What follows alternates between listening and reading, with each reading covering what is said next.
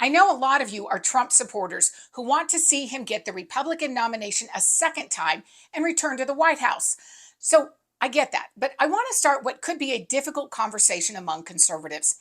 How would Biden voters react to a rematch between Biden and Trump? Now, every American, regardless of political affiliation, has seen the decline in Biden's cognitive abilities over the past 2 years. So I want to share a clip. It's a 2-minute clip. It's a focus group of Biden supporters discussing their concerns about Biden's age. Now, it's eye-opening and unsettling.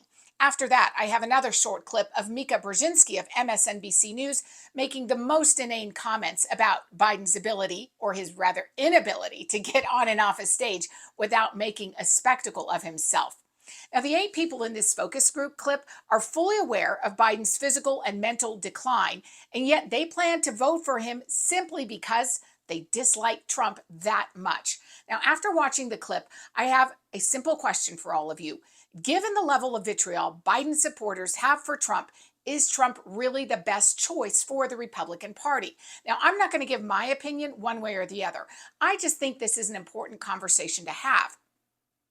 Several years ago, polling data showed Donald Trump defeated Hillary Clinton not because they liked Trump so much, it's that they hated Hillary that much. Now, there is a legitimate concern that Biden could defeat Trump in 2 years based on that same idea. Voters will vote for Biden over Trump just because they hate Trump. Skeptical? Let's watch this focus group clip.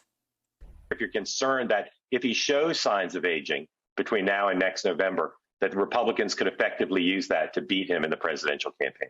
Raise your hand if you're concerned about that. Yeah, that's it. Okay, so everybody's concerned about that. How do you feel about President Biden running for another 4-year term? I have sort of mixed feelings about it. I think he's really done a lot. My goal is that Trump is not president. I think he's actually done an incredible job. The age thing is not going to go away. I will certainly support him if he's the nominee, but I would prefer that there be somebody else. I don't have a problem with his age. The good thing about him, he has age, but he has lots of experience. I too will vote for him, when he's, the one that's probably going to be there. But I just kind of worry. I think he's very strong. I think he's had a great career, a political career, and he's gone both sides of the aisle, and he's been able to communicate with, he doesn't ostracize. I like that about him so much. But my only thing is with the age issue, it's concerning, but the other option, it scares me.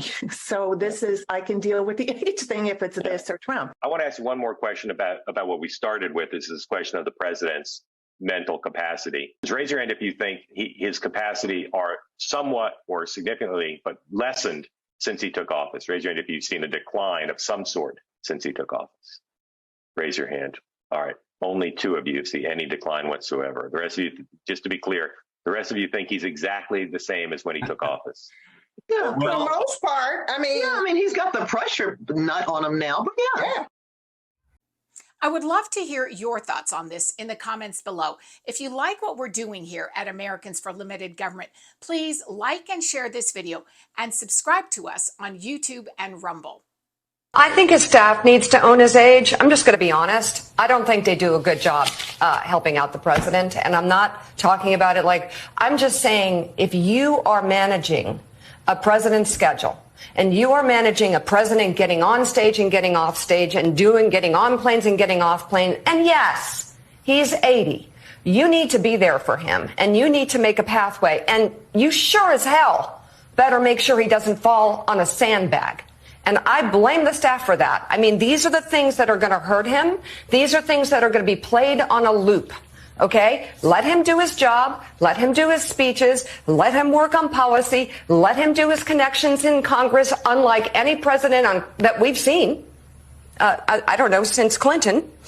But my God, make sure, your Secret Service, you're his staff, that you were there and you're telling him what's next. And it's not because, don't take this as, he can't even get from one place to another. When you're busy and you're on stage, and we've been on stage, right. I've done speeches, and I'm so nervous. I'm doing the speech. I'm trying to get it right. And when it's done, I don't know which way to go. And I'm looking for direction. So do a better job because you can't have these video images of the president tripping or the president like going the wrong way. It's not going to work in this presidency because his age is going to be a factor. His age is going to be a factor, and it's your job to make sure he gets from one place to another. He can handle the presidency. You have to handle his schedule and where he goes. Well, I think Americans need to be fully aware of how those on the other side of the political divide think. It is vital we understand that millions of Americans are willing to vote against their own self-interest simply because they do not like Donald Trump. The question for conservatives must be, can we win with Donald Trump, or will his nomination simply assure a Biden victory at any cost?